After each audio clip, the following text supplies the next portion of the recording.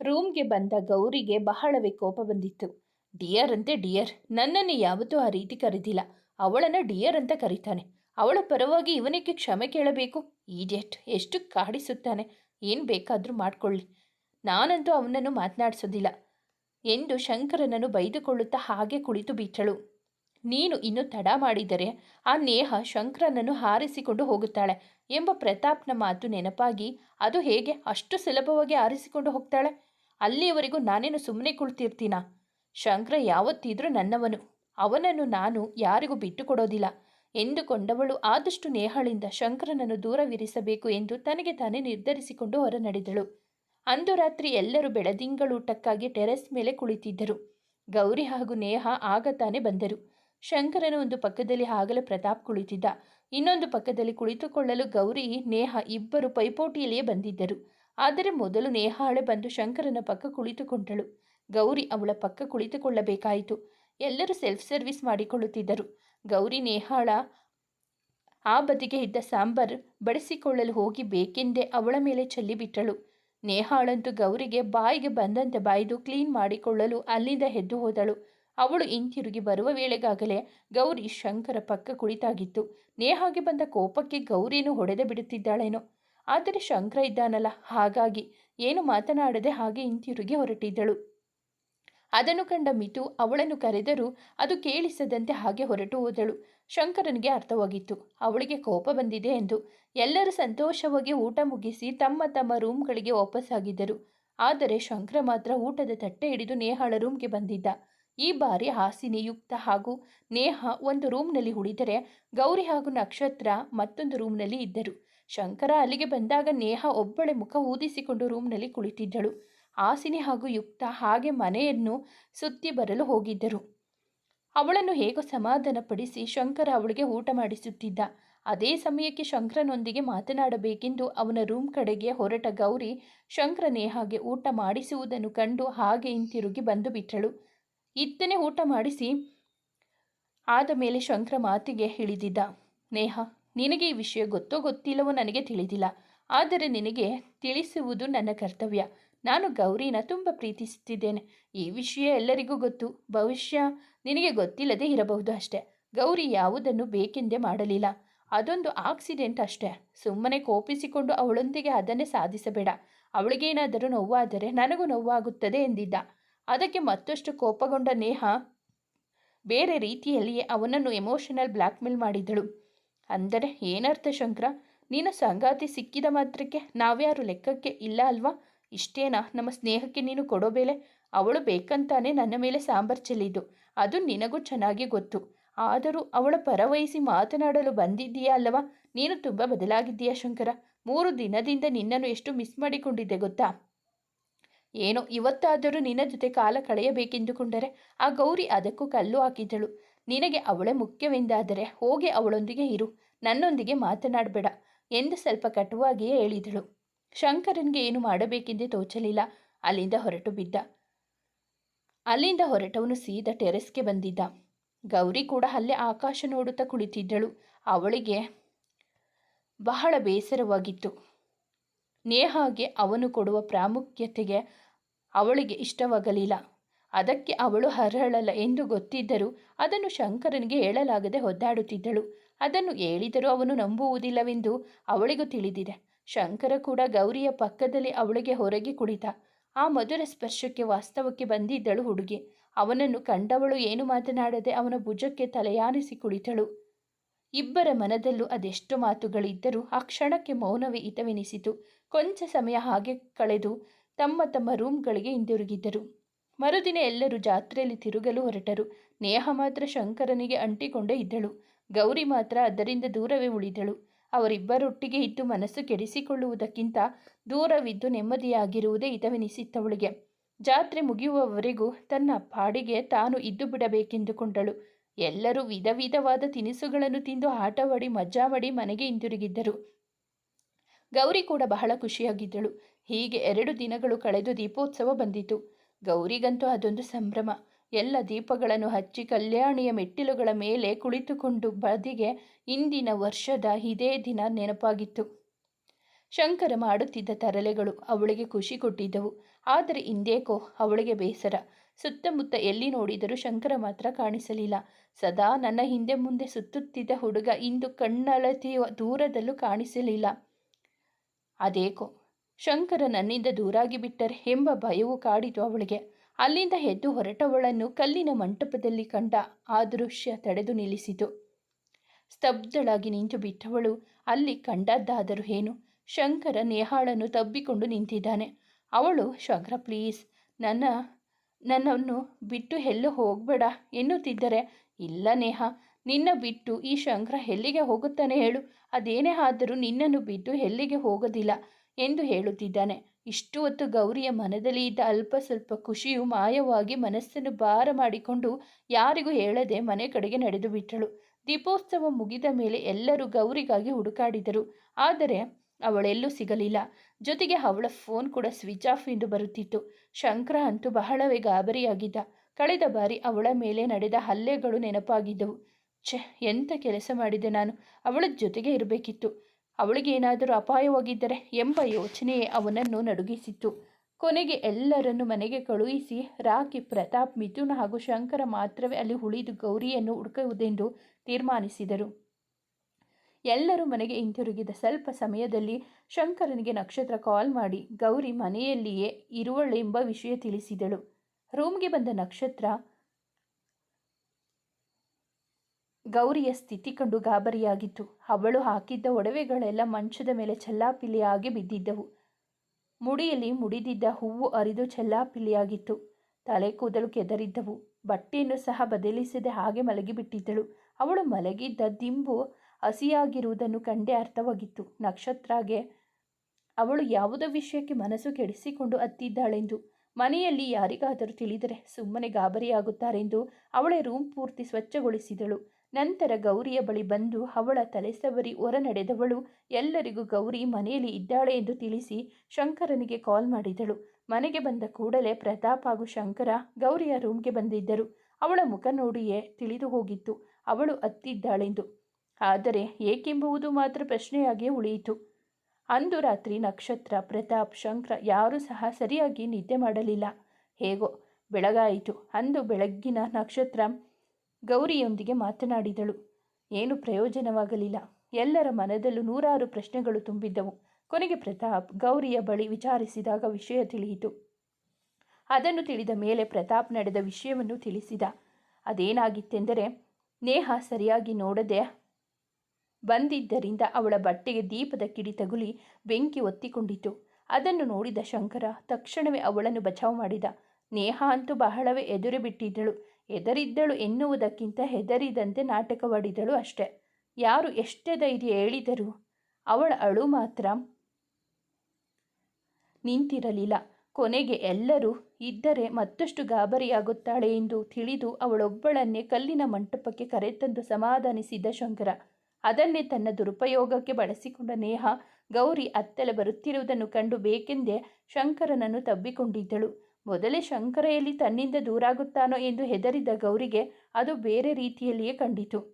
ನಿಜ ತಿಳಿದ ಗೌರಿ ಕುಸಿದು ಕುಳಿತು ಬಿಟ್ಟಳು. ಶಂಕರ ಪ್ರೀತಿಯನ್ನು ಅನುಮಾನಿಸಿದ್ದು ಅವಳ ಮೇಲೆ ಅವಳಿಗೆ ಬೇಸರ ತಂದಿತ್ತು. ಪ್ರತಾಪ್ ಅವಳನ್ನು ಸಮಾಧಾನಿಸಿದ. ಹಾಗೆ ಒಂದು ಮಾತನ್ನು ಹೇಳಿದ. ನೀನು ತುಂಬ ಬದಲಾಗಿದ್ದೀಯ ಗೌರಿ. ಪ್ರೀತಿಯಲ್ಲಿ ತನ್ನದೆಂಬ ಸ್ವಾರ್ಥವಿರುವುದು ಸಹಜ. ಆದರೆ ಯಾವುದು ಅತಿರೇಕಕ್ಕೆ ಹೋಗಬಾರದು ಅಷ್ಟೇ. ನೀನೇ ಯಾವಾಗಲೂ ಹೇಳುತ್ತಿದೆಯಲ್ಲ ಗೌರಿ, ಪ್ರೀತಿಗೆ ನಂಬಿಕೆ ಬುನಾದಿ ಎಂದು. ನಿನ್ನ ನಂಬಿಕೆ ನಿನ್ನ ಪ್ರೀತಿಯನ್ನು ಕಾಪಾಡುತ್ತದೆ ಎಂಬುದನ್ನು ಎಂದಿಗೂ ಮರೆಯಬೇಡ ಎಂದು ಹೇಳಿ ಅಲ್ಲಿಂದ ಹೊರಟ. ಸ್ವಲ್ಪ ಸಮಯ ಕಳೆದು ಕೆಳಗೆ ಬಂದ ಗೌರಿ ಎಲ್ಲರೂ ಅರಟುತ್ತಾ ಕುಳಿತಿರುವುದನ್ನು ಕಂಡು ಅತ್ತ ಕಡೆ ನಡೆದಿದ್ದಳು. ಪುಣ್ಯಕ್ಕೆ ನೇಹ ಅಲ್ಲಿರಲಿಲ್ಲ. ಬಂದವಳೆ ಶಂಕರ ಕಡೆ ತಿರುಗಿ, ಶಂಕರ, ನಾನು ಫಾಲ್ಸ್ಗೆ ಹೋಗಬೇಕು, ಕರೆದುಕೊಂಡು ಹೋಗ್ತೀಯಾ ಎಂದು ಕೇಳಿದಳು. ಶಂಕರ ಕೂಡ ಸಮ್ಮತಿ ಸೂಚಿಸಿದ. ಆದರೆ ಮಧ್ಯೆ ಬಾಯಿ ಹಾಕಿದ ಮಿತು, ಇಲ್ಲಿ ಯಾವ ಫಾಲ್ಸ್ ಇದೆ ಬ್ರೋ, ನಮಗೆ ಗೊತ್ತೇ ಇಲ್ಲ, ನೀವು ಇಬ್ಬರೇ ಯಾಕೆ, ಎಲ್ಲರೂ ಹೋಗಿ ಬರೋಣ ಎಂದಿದ್ದ. ಎಲ್ಲರೂ ಅದನ್ನೇ ಅನುಮೋದಿಸಿದರು. ಹಾಗಾಗಿ ಎಲ್ಲರೂ ಒಟ್ಟಾಗಿ ಹೊರಡಬೇಕಾಯಿತು. ಪ್ರತಾಪ್ ಮಾತ್ರ ಸ್ವಲ್ಪ ಸಮಯ ಕಳೆದು ನಂತರ ಬರುತ್ತೇನೆ ಎಂದು ಹೇಳಿದ. ಗೌರಿ ಇನ್ನೇನು ಶಂಕರನ ಬೈಕ್ನಲ್ಲಿ ಕುಳಿತುಕೊಳ್ಳಬೇಕೆನ್ನುವಷ್ಟರಲ್ಲಿ ನೇಹ ಬಂದು ಕುಳಿತು ಹೊರಡೋಣ್ವ ಶಂಕರ ಎಂದಿದ್ದಳು. ಅದನ್ನು ಕಂಡ ಮಿತು, ಡೋಂಟ್ ವರಿ ಗೌರಿಜಿ, ನನ್ನ ಬೈಕ್ನಲ್ಲಿ ಸೀಟ್ ಖಾಲಿ ಇದೆ, ನೀವು ನನ್ನ ಜೊತೆ ಬನ್ನಿ ಎಂದಿದ್ದ. ಆದರೆ ಗೌರಿ, ಪರವಾಗಿಲ್ಲ ಮಿತು, ನೀವೆಲ್ಲ ಹೊರಡಿ. ಇನ್ನು ಸ್ವಲ್ಪ ಹೊತ್ತಲ್ಲೇ ಪ್ರತಾಪ್ ಕೂಡ ಫ್ರೀ ಆಗ್ತಾನೆ. ನಾನು ಅವನ ಜೊತೆಗೆ ಬರ್ತೇನೆ. ಅದು ಅಲ್ಲದೆ ನನ್ನ ಮೊಬೈಲ್ ಬೇರೆ ಸ್ವಿಚ್ ಆಫ್ ಆಗಿದೆ. ಅದನ್ನು ಚಾರ್ಜ್ ಮಾಡಿಕೊಂಡು ಹೊರಡುತ್ತೇನೆ ಎಂದು ಹೇಳಿದಳು. ಅವಳು ಹೇಳುತ್ತಿರುವುದು ಸುಳ್ಳು ಎಂದು ಅಲ್ಲಿರುವ ಕೆಲವರಿಗೆ ಗೊತ್ತಿತ್ತಾದರೂ ಏನು ಮಾತನಾಡಲಾಗದೆ ಸುಮ್ಮನಾದರು. ಎಲ್ಲರಿಗೂ ಹೊರಟ ಮೇಲೆ ಗೌರಿ ಅವರು ಹೋದ ವಿರುದ್ಧ ದಿಕ್ಕಿಗೆ ಹಾಗೆ ನಡೆದುಕೊಂಡು ಹೋದಳು. ಅವರೆಲ್ಲರೂ ಹೊರಟ ಸ್ವಲ್ಪ ಸಮಯ ನಂತರ ಪ್ರತಾಪ್ ಕೂಡ ಅಲ್ಲಿಂದ ಹೊರಟ. ಪ್ರತಾಪ್ ಫಾಲ್ಸ್ಗೆ ಬಂದು ಸೇರಿದಾಗಲೇ ಅವನಿಗೂ ತಿಳಿದಿದ್ದು ಗೌರಿ ಅವರೊಂದಿಗೆ ಬಂದಿಲ್ಲವೆಂದು. ತಕ್ಷಣವೇ ಹಿಂದಿರುಗಿ ಹೊರಟ ಪ್ರತಾಪ್ನನ್ನು ತಡೆದ ಶಂಕರ ತಾನೇ ಹೋಗಿ ನೋಡಿಕೊಂಡು ಬರುವುದಾಗಿ ಹೇಳಿ ಹೊರಟ. ಮನೆಗೆ ಬಂದು ಮನೆಯೆಲ್ಲ ಹುಡುಕಿದರೂ ಅವಳು ಸಿಗಲಿಲ್ಲ. ಕೊನೆಗೆ ಅಲ್ಲೇ ಇದ್ದ ನಾಗಲಕ್ಷ್ಮಿಯನ್ನು ವಿಚಾರಿಸಿದಾಗ ಅವಳು ನಿಮ್ಮೊಂದಿಗೆ ಹೊರಟಳಲ್ಲ ಶಂಕರ, ಮತ್ತೇನಾಯಿತು, ನೀನೇಕೆ ಅವಳನ್ನು ಇಲ್ಲಿ ಹುಡುಕುತ್ತಿದ್ದೀಯಾ ಎಂದಿದ್ದರು. ಅವರಿಗೆ ನಡೆದ ವಿಷಯವನ್ನು ವಿವರಿಸಿದಾಗ ಹಾಗಾದರೆ ಅವಳಿಗೆ ಬೇಸರವಾಗಿರಬಹುದು. ಅವಳಿಗೆ ಬೇಸರವಾದಾಗಲೆಲ್ಲ ದೇವಸ್ಥಾನದ ಕಲ್ಯಾಣಿ ಬಳಿ ಹೋಗಿ ಸುಮ್ಮನೆ ಕುಳಿತು ಬಿಡುತ್ತಾಳೆ. ಅಲ್ಲೊಮ್ಮೆ ಹೋಗಿ ನೋಡು ಎಂದಿದ್ದರವರು. ಶಂಕರ ದೇವಸ್ಥಾನದ ಕಲ್ಯಾಣಿ ಬಳಿ ಬಂದಾಗ ಗೌರಿ ಅಲ್ಲೇ ಕುಳಿತು ತನ್ನದೇ ಯೋಚನೆ ಲಹರಿಯಲ್ಲಿ ಮುಳುಗಿಬಿಟ್ಟಿದ್ದಳು. ನಾನೇಕೆ ಶಂಕರ ವಿಷಯದಲ್ಲಿ ಇಷ್ಟೊಂದು ಪೊಸೆಸಿವ್ ಆಗುತ್ತಿದ್ದೇನೆ? ಚಿಕ್ಕ ಚಿಕ್ಕ ವಿಷಯಗಳು ಕೂಡ ನನ್ನನ್ನು ಬಹಳ ನೋಯಿಸುತ್ತಿವೆ. ಅದೇಕೋ ಶಂಕರ ವಿಷಯದಲ್ಲಿ ನಾನು ತುಂಬ ದುರ್ಬಲಳಾಗುತ್ತಿದ್ದೇನೆ ಎನಿಸುತ್ತಿದೆ. ಇಲ್ಲ, ಮತ್ತೆ ಹೀಗಾಗಬಾರದು. ನಾನು ಶಂಕರನಿಂದ ದೂರ ಉಳಿಯುವುದೇ ಒಳ್ಳೆಯದು ಎನಿಸುತ್ತಿದೆ. ಹೀಗೆ ಸಾಗುತ್ತಿತ್ತು ಅವಳ ಆಲೋಚನಾ ಲಹರಿ. ಶಂಕರ ಬಂದು ಅವಳ ಪಕ್ಕ ಕುಳಿತ ಮೇಲೆ ಅವಳ ಯೋಚನೆಗಳಿಗೆ ಬ್ರೇಕ್ ಬಿದ್ದಿದ್ದು. ಪಕ್ಕ ತಿರುಗಿ ನೋಡಿದವಳು ಆಶ್ಚರ್ಯದಿಂದ, ಶಂಕರ, ನೀನು ಇಲ್ಲೇನು ಮಾಡುತ್ತಿರುವೆ? ಎಲ್ಲರೂ ಫಾಲ್ಸ್ ಹತ್ತಿರ ಎಂಜಾಯ್ ಮಾಡುತ್ತಿರುತ್ತಾರೆ. ಅದನ್ನೆಲ್ಲ ಬಿಟ್ಟು ಇಲ್ಲಿಗೇಕೆ ಬಂದೆ ಎಂದು ಕೇಳಿದಳು. ಎಲ್ಲರೂ ಅವರವರ ಹುಡುಗಿಯರೊಂದಿಗೆ ಎಂಜಾಯ್ ಮಾಡುತ್ತಿದ್ದಾರೆ. ನನ್ನ ಹುಡುಗಿ ಇಲ್ಲಿರುವಾಗ ನಾನು ಹೇಗೆ ಎಂಜಾಯ್ ಮಾಡಲಿ ಎಂದಿದ್ದ ಶಂಕರ ತುಂಟ ನಗುವೊಂದನ್ನು ಬೀರುತ್ತಾ. ಆ ಮಾತು ಕೇಳಿ ಅವಳಿಗೆ ಸ್ವರ್ಗವೇ ಕೈಗೆ ಸಿಕ್ಕಷ್ಟು ಖುಷಿಯಾಗಿತ್ತು. ಆದರೂ ಕೋಪ ತೋರುತ್ತಾ, ನಿನ್ನ ಗರ್ಲ್ ಫ್ರೆಂಡ್ ನೇಹ ಅಲ್ಲೇ ಇದ್ದಾಳಲ್ಲ, ಅವಳನ್ನು ಬಿಟ್ಟು ಇಲ್ಲಿಗೇಕೆ ಬಂದೆ? ಹೋಗಿ ಅವಳೊಟ್ಟಿಗೆ ಮಜಾ ಮಾಡು ಎಂದವಳನ್ನು ನೋಡಿ ನಗುತ್ತಾ, ಏನು ಜಲಸ್ಸಾ ಎಂದು ಕೇಳಿದ್ದನವ. ಅವನ ಮಾತಿಗೆ ಮುಖ ಊದಿಸಿಕೊಂಡು ಹಾಗೆ ನಿಂತವಳನ್ನು ಕಂಡು, ಹೀಗೇನು, ನೀನು ಬರ್ತೀಯೋ ಇಲ್ವೋ ಎಂದು ಕೇಳಿದ್ದ. ನಾನೆಲ್ಲಿಗೂ ಬರುವುದಿಲ್ಲ ಎಂದು ಹೇಳಿ ಎದ್ದು ಹೊರಟವಳನ್ನು ಕೈ ಹಿಡಿದು ಎಳೆದಿದ್ದ ಶಂಕರ. ಅವನು ಎಳೆದ ರಭಸಕ್ಕೆ ಅವನ ಮೇಲೆ ಬಿದ್ದಿದ್ದಳವಳು. ಅವಳ ಕೈ ಅವನೆದೆಯ ಮೇಲಿದ್ದರೆ ಅವನ ಕೈ ಅವಳ ಸೊಂಟವನ್ನು ಬಳಸಿತ್ತು. ಅವನು ಎದೆಯ ಬಡಿತಕ್ಕೆ ಅವಳೆದೆಯ ತಾಳ ತಪ್ಪುತ್ತಿತ್ತು. ಅವನ ಕಂಗಳನ್ನು ನೋಡಲಾಗದೆ ನಾಚಿಕೆಯಿಂದ ತಲೆ ತಗ್ಗಿಸಿಬಿಟ್ಟಿದ್ದಳು ಹುಡುಗಿ. ಅವಳ ಕಾಲ ಬೆರಳುಗಳು ಕಲ್ಯಾಣಿ ಮೆಟ್ಟಿಲುಗಳ ಮೇಲೆ ರಂಗೋಲಿ ಬಿಡಿಸುತ್ತಿತ್ತು. ಇದೇ ಮೊದಲ ಬಾರಿಗೆ ನಾಚಿಕೆ ಅವಳನ್ನು ಸಂಪೂರ್ಣವಾಗಿ ಆವರಿಸಿಬಿಟ್ಟಿತು. ಇಬ್ಬರು ಮೈ ಮರೆತು ನಿಂತು ಬಿಟ್ಟಿದ್ದರು. ಸ್ವಲ್ಪ ಸಮಯದಲ್ಲಿ ವಾಸ್ತವಕ್ಕೆ ಬಂದ ಗೌರಿ ಅವನಿಂದ ಬಿಡಿಸಿಕೊಂಡು ಓಡಿಬಿಟ್ಟಿದ್ದಳು. ಶಂಕರ ಕೂಡ ಅವಳ ಹಿಂದೆಯೇ ಬಂದಿದ್ದ. ಕೊಂಚ ಕಾಲ ಇಬ್ಬರ ನಡುವೆ ಮೌನವೇ ಆವರಿಸಿತು. ನಂತರ ಗೌರಿಯ ಮೌನ ಮುರಿದು ದೇವಸ್ಥಾನಕ್ಕೆ ಹೋಗೋಣವಾ ಎಂದು ಕೇಳಿದಳು. ಅವನು ಸಮ್ಮತಿ ಸೂಚಿಸಿ ಅವಳ ಹಿಂದೆಯೇ ನಡೆದ. ಇದೇ ಮೊದಲ ಬಾರಿ ಅವನು ದೇವಸ್ಥಾನದ ಒಳಗೆ ಬಂದಿದ್ದು. ಗೌರಿ ಕೈ ಮುಗಿದು ದೇವರ ಪ್ರಾರ್ಥನೆಯಲ್ಲಿ ಮಗ್ನಳಾಗಿದ್ದರೆ ಶಂಕರ ಮಾತ್ರ ಅವಳನ್ನು ನೋಡುವುದರಲ್ಲೇ ಕಳೆದು ಹೋಗಿದ್ದ. ಬಹಳ ದಿನಗಳ ನಂತರ ಗೌರಿಯ ಮನಸ್ಸಿಗೆ ಖುಷಿಯಾಗಿತ್ತು. ಮೊದಲ ಬಾರಿಗೆ ನಿನ್ನ ಮುಂದೆ ನನಗಾಗಿ ಬೇಡುತ್ತಿದ್ದೇನೆ ತಾಯಿ. ನಾನು ಸ್ವಾರ್ಥಿ ಅಂದುಕೊಂಡರೂ ಪರವಾಗಿಲ್ಲ. ನನ್ನ ಶಂಕರ ನನಗೆ ಬೇಕು. ಅವನೆಂದಿಗೂ ನನ್ನವನಾಗಿಯೇ ಉಳಿಯಬೇಕು. ಜೀವನ ಪೂರ್ತಿ ಅವನೊಂದಿಗೆ ಬಾಳೋ ಅವಕಾಶ ಮಾಡಿಕೊಡು ತಾಯಿ. ಅಷ್ಟು ಸಾಕು ಈ ಜೀವನಕ್ಕೆ ಎಂದು ಬೇಡಿಕೊಂಡಿದ್ದಳವಳು. ತಾಯಿಯ ಬಲಭಾಗದಿಂದ 3-4 ಹೂವುಗಳು ಉದುರಿದರು. ಎಡಭಾಗದಿಂದ ಕೂಡ ಒಂದು ಹೂವು ಉದುರಿತು. ಆದರೆ ಗೌರಿ ಅದನ್ನು ಗಮನಿಸಲೇ ಇಲ್ಲ. ಇಬ್ಬರು ದೇವಸ್ಥಾನದ ಮೆಟ್ಟಿಲುಗಳನ್ನು ಇಳಿಯುವಾಗ ಶಂಕರ ಗೌರಿಯ ಕೈಯಲ್ಲಿ ಹಿಡಿದಿದ್ದ. ತಿರುಗಿ ನೋಡಿ ಏನೆಂದು ಕಣ್ಣಲ್ಲಿ ಪ್ರಶ್ನಿಸಿದವಳಿಗೆ, ಮನೆಗೆ ಹೋದ ಕೂಡಲೇ ಬಟ್ಟೆಗಳನ್ನೆಲ್ಲ ಪ್ಯಾಕ್ ಮಾಡ್ಕೊ, ನಾವಿಬ್ಬರು ನಾಳೆ ಬೆಳಗ್ಗೆ ಹೊರಡುತ್ತಿದ್ದೇವೆ ಎಂದಿದ್ದನವ. ಏಕೆಂದು ಅವಳು ಕೇಳಿದ್ದಕ್ಕೆ ಡ್ಯಾನ್ಸ್ ಪ್ರಾಕ್ಟೀಸ್ ಎಂದಷ್ಟೇ ಹೇಳಿ ಮುಂದಡಿಯಿಟ್ಟ. ಅವನನ್ನು ತಡೆದ ಗೌರಿ, ನಿಜವಾಗಿಯೂ ಅದೇ ಕಾರಣವ ಶಂಕರ ಎಂದು ಪ್ರಶ್ನಿಸಿದಳು. ಅವಳೆಡೆಗೆ ಕಿರುನಗೆಯೊಂದನ್ನು ಬೀರಿ, ಬುದ್ಧಿ ಹೇಳುತ್ತಿರುವ ಕಾರಣ ಅದೇನೆ, ಆದರೆ ಮನಸ್ಸು ಹೇಳುತ್ತಿರುವ ಕಾರಣ ಅದೇನು ಅಂತ ನಿನ್ನ ಮನಸ್ಸಿಗೆ ಚೆನ್ನಾಗಿ ಗೊತ್ತು ಎಂದು ಅವಳು ಕಣ್ಣಲ್ಲಿ ಕಣ್ಣಿಟ್ಟು ಹೇಳಿ ಕೆಳಗೆ ಬಂದಿದ್ದ. ಅವನು ಹೋಗುವ ದಾರಿಯನ್ನು ನೋಡುತ್ತಾ ನಿಂತವಳು. ಅವನು ಬೈಕ್ ಸ್ಟಾರ್ಟ್ ಮಾಡಿದಾಗಲೇ ಎಚ್ಚರಗೊಂಡದ್ದು. ಕೆಳಗಿಳಿದು ಬಂದು ಬಾಯಿ ಕತ್ತಿದವಳು ಶಂಕರ, ಒಂದು ಲಾಂಗ್ ಡ್ರೈವ್ ಹೋಗೋಣವಾ ಎಂದು ಕೇಳಿದಳು. ಅವಳ ಮಾತಿಗೆ ಸಮ್ಮತಿ ಸೂಚಿಸಿ ಇಡೀ ಊರನ್ನೇ ಸುತ್ತಿಸಿಕೊಂಡು ಬಂದಿದ್ದನವ. ಮನೆಗೆ ಬಂದ ಮೇಲೆ ಬೈಕ್ ಇಳಿದು ಹೋಗುತ್ತಿದ್ದವಳನ್ನು ತಡೆದ ಶಂಕರ, ಗೌರಿ, ನಾವು ನಾಳೆ ಹೋಗುತ್ತಿರೋ ವಿಷಯ ಸದ್ಯಕ್ಕೆ ಯಾರಿಗೂ ಗೊತ್ತಾಗುವುದು ಬೇಡ ಎಂದವನನ್ನು ನೋಡುತ್ತಾ ನಿಂತವಳನ್ನು ಕಂಡು ಕಾರಣ ಏನು ಅಂತ ನಿನಗೆ ಚೆನ್ನಾಗಿ ಗೊತ್ತು ಎಂದು ತುಂಟ ನಗೆಯೊಂದನ್ನು ಬೀರಿ ಒಳನಡೆದಿದ್ದ. ಮರುದಿನ ಮುಂಜಾನೆ ಎಲ್ಲರೂ ಕುಳಿತು ತಿಂಡಿ ತಿನ್ನುವಾಗಲೇ ಗೌರಿಶಂಕರ ಇಬ್ಬರು ಬ್ಯಾಗ್ ಸಮೇತ ಕೆಳಗೆ ಬಂದಿದ್ದರು. ಅದನ್ನು ಕಂಡು ಎಲ್ಲರಿಗೂ ಆಶ್ಚರ್ಯವಾಗಿತ್ತು. ಅವರನ್ನು ನಾಗಲಕ್ಷ್ಮಿ ಅವರು ಪ್ರಶ್ನಿಸಿದ್ದಕ್ಕೆ ಶಂಕರ ಸ್ವತಃ ಉತ್ತರಿಸಿದ್ದ, ಕ್ಷಮಿಸು ನಾಗು ಡಾರ್ಲಿಂಗ್, ನಾವು ಕೂಡ ಇನ್ನೆರಡು ದಿನ ಇರಬೇಕು ಎಂದುಕೊಂಡಿದ್ದೆವು. ಆದರೆ ಬೆಳಗ್ಗೆ ಮಾಸ್ಟರ್ ಕಾಲ್ ಮಾಡಿದ್ದರು, ಹಾಗಾಗಿ ಹೊರಟಿದ್ದೇವೆ. ಡ್ಯಾನ್ಸ್ ಪ್ರಾಕ್ಟೀಸ್ ಕೂಡ ಈಗ ಮುಖ್ಯ ಅಲ್ಲವನಾಗು ಎಂದಿದ್ದ. ನೇಹಾ, ನಾನು ಕೂಡ ನಿಮ್ಮೊಂದಿಗೆ ಬರುತ್ತೇನೆ ಎಂದವಳಿಗೆ ಗೌರಿಯೇ ಮರುತ್ತರ ನೀಡಿದ್ದಳು. ನೇಹಾ, ನಾವಿಬ್ಬರು ಹೋಗುತ್ತಿರುವುದು ಬೈಕ್ನಲ್ಲಿ, ಅದರಲ್ಲಿ ಇಬ್ಬರು ಮಾತ್ರ ಹೋಗಲು ಸಾಧ್ಯ. ಅದು ಅಲ್ಲದೆ ನೀವೆಲ್ಲರೂ ಇನ್ನು 3 ದಿನ ಇಲ್ಲಿರುವ ಸ್ಥಳಗಳನ್ನೆಲ್ಲ ಸುತ್ತಿ ಮಜಾ ಮಾಡಬೇಕು. ನಮ್ಮಿಬ್ಬರ ಕಾರಣಕ್ಕೆ ನೀನೇಕೆ ಅದನ್ನು ಮಿಸ್ ಮಾಡಿಕೊಳ್ಳುತ್ತೀಯಾ ಎಂದು ಹೇಳಿ ಅವಳ ಬಾಯಿ ಮುಚ್ಚಿಸಿದ್ದಳು. ಇಬ್ಬರು ತಿಂಡಿ ತಿಂದು ದೊಡ್ಡವರ ಆಶೀರ್ವಾದ ಪಡೆದು ಎಲ್ಲರಿಗೂ ಬಾಯಿ ಹೇಳಿ ಅಲ್ಲಿಂದ ಹೊರಟರು. ಗೌರಿ ಬೇಕೆಂದೇ ನೇಹ ನೋಡಲೆಂದೇ ಶಂಕರನನ್ನು ಅಪ್ಪಿಕೊಂಡು ಕುಳಿತಳು. ಅವರೇನೋ ಹೊರಟರು. ಆದರೆ ನೇಹ ತನ್ನ ಪ್ಲಾನ್ಗಳನ್ನು ಯಾವಾಗ ಹೇಗೆ ಉಪಯೋಗಿಸಬೇಕೆಂಬ ಆಲೋಚನೆಯಲ್ಲಿ ಮುಳುಗಿದ್ದಳು. ಅದಕ್ಕೂ ಮುನ್ನ ಇದುವರೆಗೂ ಗೌರಿಶಂಕರ ಮಧ್ಯೆ ಏನೇನು ನಡೆದಿದೆ ಎಂಬುದನ್ನು ಸರಿಯಾಗಿ ತಿಳಿದುಕೊಳ್ಳಬೇಕು ಎಂದು ಮನದಲ್ಲೇ ನಿರ್ಧರಿಸಿದಳು. ಗೌರಿ ಎಷ್ಟು ಹುಡುಕಿದರೂ ಶಂಕರ ಎಲ್ಲೂ ಕಾಣಿಸುತ್ತಿಲ್ಲ. ಕೊನೆಗೂ ಒಂದು ಕಡೆ ಅವನನ್ನು ಕಂಡಳು. ಅವಳು ಹತ್ತಿರ ಬಂದಷ್ಟು ಅವನು ದೂರ ಹೋಗುತ್ತಲೇ ಇದ್ದ. ಇವಳು ಕೂಗಿದರೂ ಅವನು ಕೇಳಿಸಿಕೊಳ್ಳುತ್ತಿಲ್ಲ. ಕೊನೆಗೂ ಅವನು ಕಣ್ಮರೆಯಾಗಿ ಬಿಟ್ಟ. ಗೌರಿ ಶಂಕರ ಎಂದು ಜೋರಾಗಿ ಕೂಗುತ್ತಾ ಅಲ್ಲೇ ಕುಸಿದು ಕುಳಿತು ಬಿಟ್ಟಳು. ಇಡೀ ಲೋಕವೇ ಶೂನ್ಯವಾದ ಅನುಭವ ಅವಳಿಗೆ. ಪ್ರಪಂಚದ ಪರಿವೆಯನ್ನೇ ಮರೆತು ಕುಳಿತು ಬಿಟ್ಟಿದ್ದಾಳೆ. ಜಗನ್ನಾಥ್ ಅವರು ಬಂದು ಅವಳನ್ನು ಮಾತನಾಡಿಸಿದಾಗಲೇ ಅವಳಿಗೆ ಎಚ್ಚರವಾಗಿದ್ದು. ಸುತ್ತಲೂ ನೋಡಿದ ಹುಡುಗಿ ಆಶ್ಚರ್ಯವಾಗಿತ್ತು. ಅದೊಂದು ಕನಸೆಂದು. ಆದರೂ ಅದನ್ನು ಸಹಿಸಲಾಗದೆ ತನ್ನ ತಂದೆಯನ್ನು ತಬ್ಬಿಕೊಂಡು ಹತ್ತು ಬಿಟ್ಟಿದ್ದಳು. ಅವಳು ಸ್ವಲ್ಪ ಸಮಾಧಾನಗೊಂಡ ಮೇಲೆ ಏನಾಯಿತು ವಿಚಾರಿಸಿದರು ಜಗನ್ನಾಥರವರು. ಇಷ್ಟು ದಿನ ತನ್ನ ಮನದಲ್ಲಿ ಹುದುಗಿದ್ದ ತನ್ನ ಪ್ರೀತಿಯ ವಿಷಯವನ್ನು ಹೇಳಿ ಅವಳ ತವಕ ಹೇಳಿಕೊಂಡಿದ್ದಳು. ಒಂದು ಕನಸಿಗೆ ಇಷ್ಟು ಎದರಿದರೆ ಹೇಗೆ ಪುಟ್ಟಿ? ಹಾಗೇನೂ ಆಗುವುದಿಲ್ಲ, ಎಲ್ಲವೂ ಒಳ್ಳೆಯದೇ ಆಗುತ್ತದೆ. ನಾನು ಹೇಳುವುದನ್ನು ಕೇಳು. ಆದಷ್ಟು ಬೇಗ ನಿನ್ನ ಪ್ರೀತಿಯನ್ನು ಶಂಕರನ ಬಳಿ ಹೇಳಿಕೊ. ಆ ವಿಷಯದಲ್ಲಿ ತಡ ಮಾಡುವುದು ಒಳ್ಳೆಯದಲ್ಲ ಮಗಳೇ ಎಂದವರನ್ನೇ ದಿಟ್ಟಿಸಿ ನೋಡಿದವಳು, ಈ ವಿಷಯದಲ್ಲಿ ನನ್ನ ಬಗ್ಗೆ ನಿಮಗೆ ಯಾವ ಬೇಸರ ಇಲ್ಲವಾ ಅಪ್ಪ ಎಂದು ಕೇಳಿದಳು.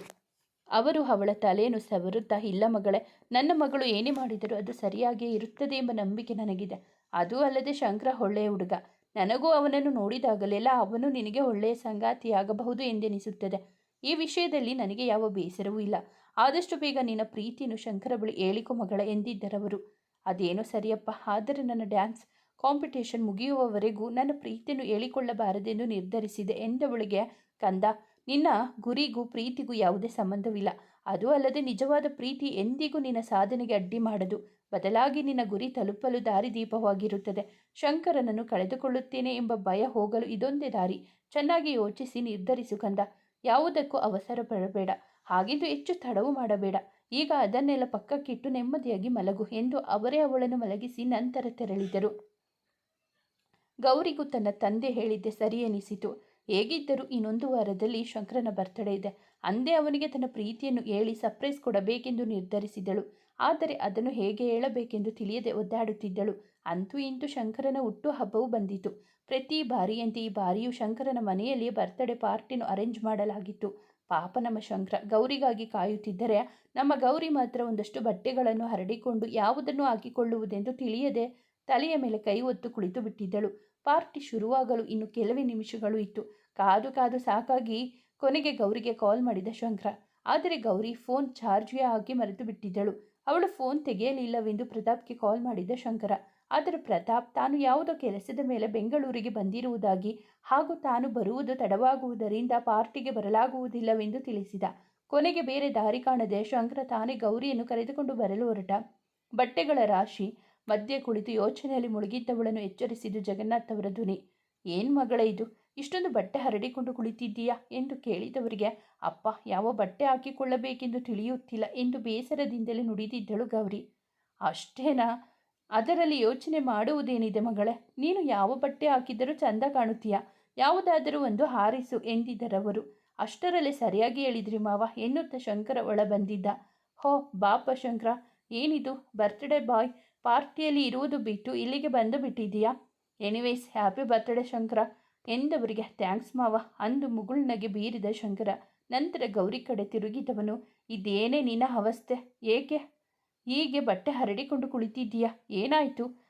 ಬೇಗ ಹೊರಡು, ಪಾರ್ಟಿಗೆ ಟೈಮ್ ಆಯಿತು ಎಂದವನನ್ನೊಮ್ಮೆ ನೋಡಿ ನಕ್ಕು. ಅವಳಿಗೆ ಯಾವ ಬಟ್ಟೆ ಹಾಕಿಕೊಳ್ಳಬೇಕೆಂದು ತಿಳಿಯುತ್ತಿಲ್ಲವಂತೆ.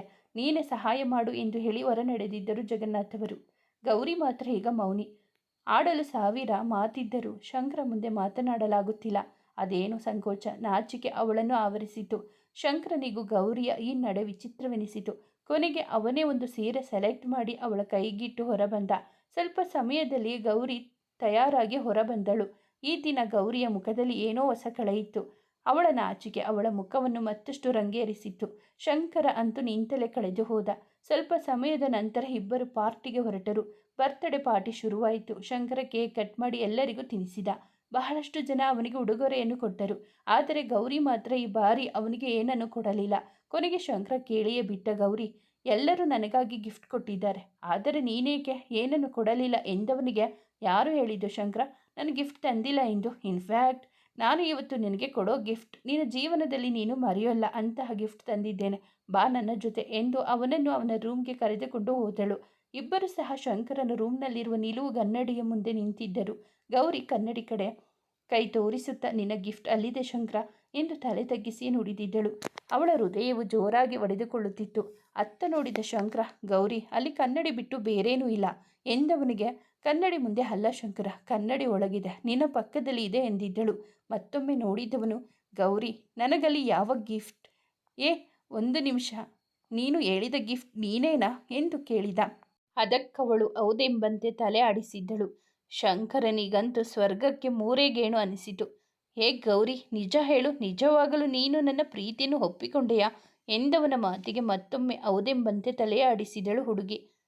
ಯಾಹೂ ಎಂದು ಕೂಗಿದವನು ಅವಳನ್ನು ಎತ್ತಿಕೊಂಡು ಒಂದೆರಡು ಸುತ್ತು ತಿರುಗಿಸಿ ಇಳಿಸಿದ.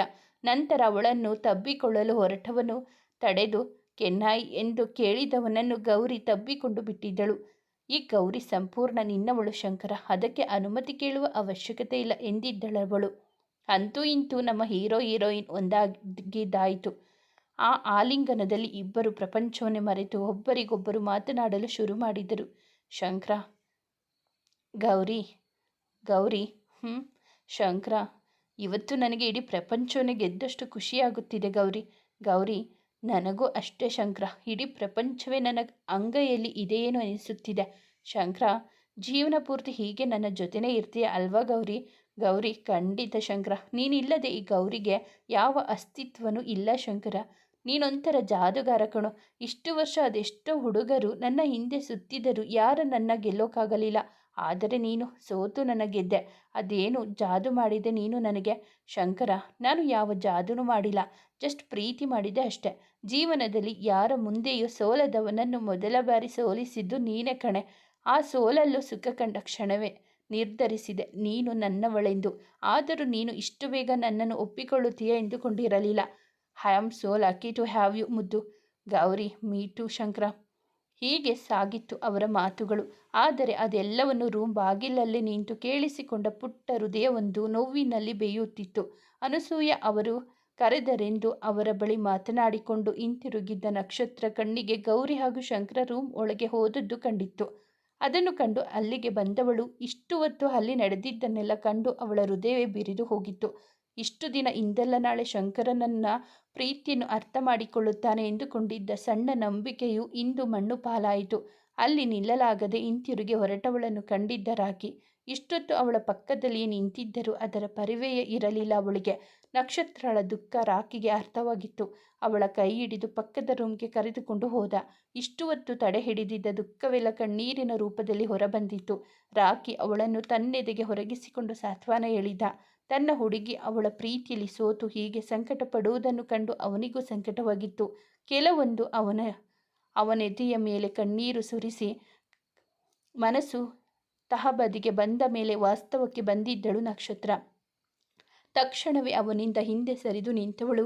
ಸಾರಿ ರಾಕಿ, ಅದು ಎಂದು ಹೇಳ ಹೊರಟವಳನ್ನು ತಡೆದ ರಾಕಿ, ಇಟ್ಸ್ ಓಕೆ ನಕ್ಷತ್ರ, ಪರವಾಗಿಲ್ಲ, ಆರ್ ಯು ಓಕೆ ನೌ ಎಂದು ಕೇಳಿದ. ಅವಳು ಸಹ ಹೌದೆಂಬಂತೆ ತಲೆಯಾಡಿಸಿದಳು. ಅವಳನ್ನು ಅಲ್ಲಿ ಮಂಚದ ಮೇಲೆ ಕೂರಿಸಿ ಅವಳ ಕೈ ಹಿಡಿದು ಮಾತನಾಡತೊಡಗಿದ.